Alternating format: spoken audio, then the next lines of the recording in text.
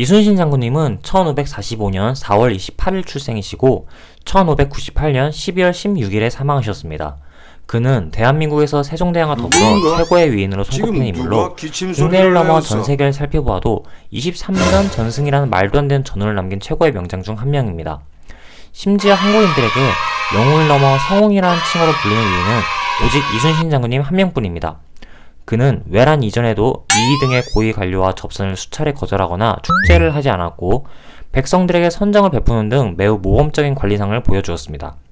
그리고 수많은 고난과 핍박을 겪고도 죽는 순간까지 전장을 떠나지 않은 철인의 면모까지 갖춰 조선 중기의 명장을 넘어 한국사 최고 위인의 반열까지 오른 인물입니다. 그 당시 조선은 일본군의 조선 상륙으로 인해 3주 만에 한성이 장악되고 2개월 만에 평양을 함락시키는 등 전세가 일본 측에 압도적으로 유리하게 전개되던 차에 이순신 장군은 모든 전투마다 승리를 거두고 이를 통해 일본을 패배시킨 명장으로 평가받는 인물입니다. 원래였으면 이순신 장군이 아니라 이순신 대왕급으로 불리는 게 맞는데 그 시절 조선왕 선조가 이순신 장군을 시기하고 질투해서 이순신을 백예종군, 즉 직위해임을 시켰습니다. 그리고 다시 복직시켜도 원상태 계급으로 되돌려주는 게 아니라 그보다 더 낮은 계급으로 복직시켜 주었습니다. 이 정도면 거의 이순신 장군님의 적은 일본군이 아니라 자기 국가의 왕인지도 모르겠습니다. 1592년 4월 13일 임진왜란이 발발했고 이순신 장군님은 이틀 뒤에 이 사실을 고지받았습니다. 그리고 5월 4일 최초로 옥포해전에 출격하였고 적선 26척을 전멸시켜 임진왜란 최초로 승리를 거뒀습니다. 심지어 이때 이순신 장군이 이끄는 부상자는 단 한 명뿐이었습니다. 1592년에 시작한 임진왜란은 1598년 11월 19일에 이순신 장군님이 죽은 노량해전을 끝으로 전쟁의 막이 내렸습니다. 하지만 이순신 장군님의 삶도 그렇게 순탄하지만은 않았는데 1583년에는 아버지가 돌아가셔서 3년상을 지냈고 1586년에는 첫 번째 백예종군을 시작하게 되고 1597년에는 이순신 장군님을 시기하고 질투하는 원균과 이순신을 숙청하려고 혈안이 되어있던 선조에 의해서 이순신 장군님은 파직당하고 고문을 받게 되었습니다. 그렇게 이순신 장군님에게는 고문이 가해지게 되고 나라를 위해 목숨을 바쳐 5년 동안 한 번의 패배 없이 막았음에도 불구하고 파직으로 화답한 선조에게 심한 배신감을 느꼈을 수도 있고 정신적 고통이 어마어마했을 것입니다. 그렇게 나중에 다시 복직했을 때도 병력과 함대도 다 잃은 상태였습니다. 무슨 소리야? 열심히 만들어 놓은 함대는 원균이 7천량 해전에서 죄다 꼬라박고 일본군에게 졌습니다.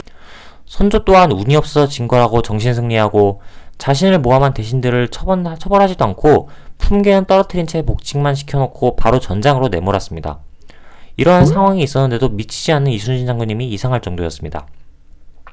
또 설상가상으로 이순신 장군님이 감옥에 갇혔을 때 어머니가 아들이 잡혀갔다는 소식을 듣고 80대의 노쇠한 몸으로 한양으로 가다가 병으로 배에서 객사했습니다.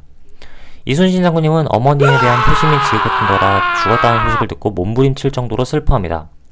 선조는 이순신 장군에게 왕의 자리를 먹히는 게 싫었지만 이순신을 부르지 않으면 일본군에게 먹힐 수밖에 없는 입장이라서 어쩔 수 없이 이순신 장군을 다시 불렀습니다. 진퇴양난의 상황이 발생한 것입니다.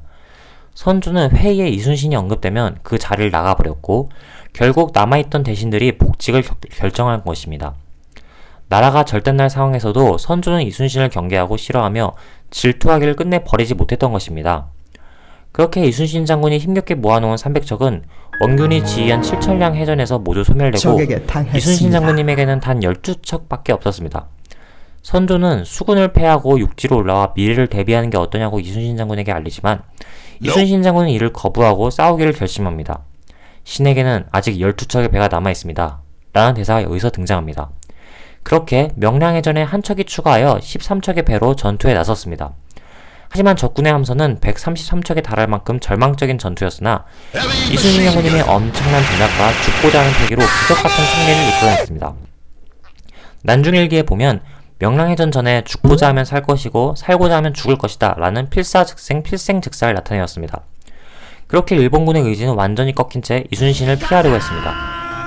그리고 마지막 노량해전 전투에서도 엄청나게 불리한 상황이 찾아와도 단호하게 죽음을 각오하고 전투에 임했습니다. 그렇게 접전 끝에 결국 승리하였지만 이순신 장군이 전사하면서 전쟁이 끝났습니다. 이순신 장군이 죽었을 때는 모든 백성들이 통곡하였다고 합니다.